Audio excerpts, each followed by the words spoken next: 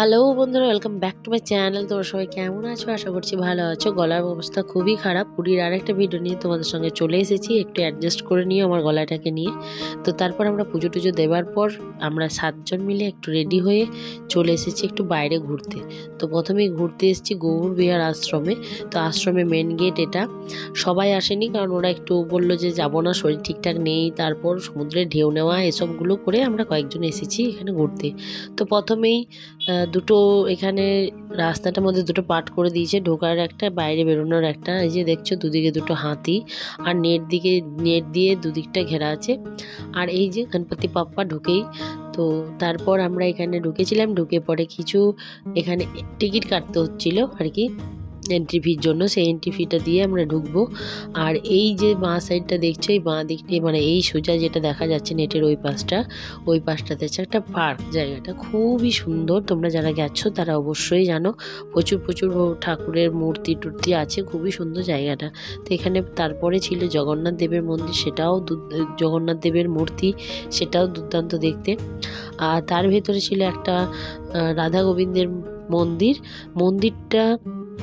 রাধা গোবিন্দ তো যেমন, সেটা তো তাদের তুলনা হয় না, কিন্তু মন্দিরটাও এত সুন্দর সাজানো গোছানো, যেন সদ্য একদম রাস মঞ্চ। খুবই সুন্দর সাজানো গোছানো, বেশ ভালো লাগছে। ঠাকুরের দর্শন হয়ে গেল, প্রণাম করে আমরা এবার বাইরে যাব। বাইরে গিয়ে এই যে দেখো এখানে প্রণাম সেরে নিচ্ছি। প্রণাম সেরে পুরো আশ্রমের এই দিকটা ঘুরে দেখব। তবে এই জায়গাটা যারা তোমরা আসোনি বা আসতে চাইছো, আসতে পারো। বেশ অনেকটা সময় এখানে সুন্দরভাবে কেটে যাবে। আমরা প্রথমবার যখন পুরী আসি, তখন আমরা ওই যে সূর্য মন্দির এগুলো সমস্ত আমাদের ঘোরা হয়ে গেছে, নন্দনকানন। তো তাই এবারে ভেবেছিলাম যে আমরা সমস্ত সময়টা পুরীর মধ্যেই কাটাবো, তেমন কোথাও যাব না। তবে এইবারে যে কটা গিয়েছিলাম সেই কটা কিন্তু আগের বারে দেখিনি। তবে সব থেকে আমার বেস্ট লেগেছে আশ্রমটা, দারুণ জায়গাটা।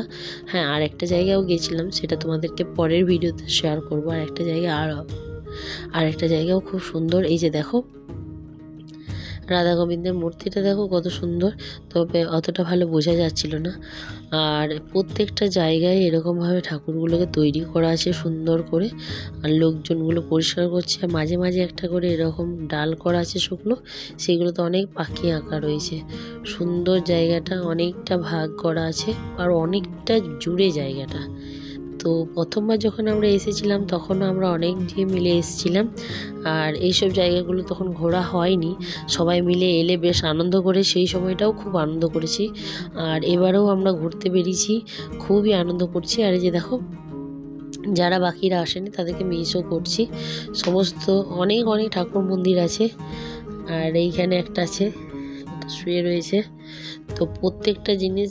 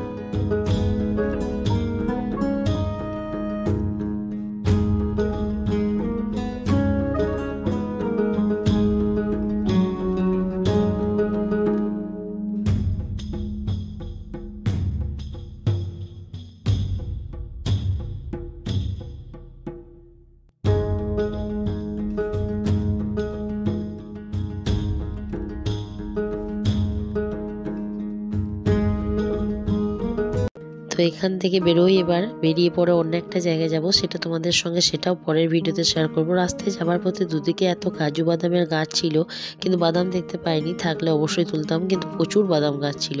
তো আশ্রমটা কেমন লাগলো জানিও, আমার ভিডিওগুলো কেমন লাগলো জানিও।